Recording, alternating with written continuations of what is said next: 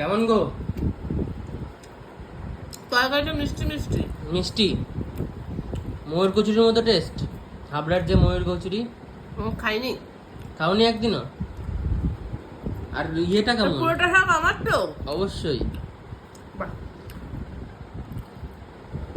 দুটো, তিনটে, চারটে, পাঁচটা, ছটা, সাতটা।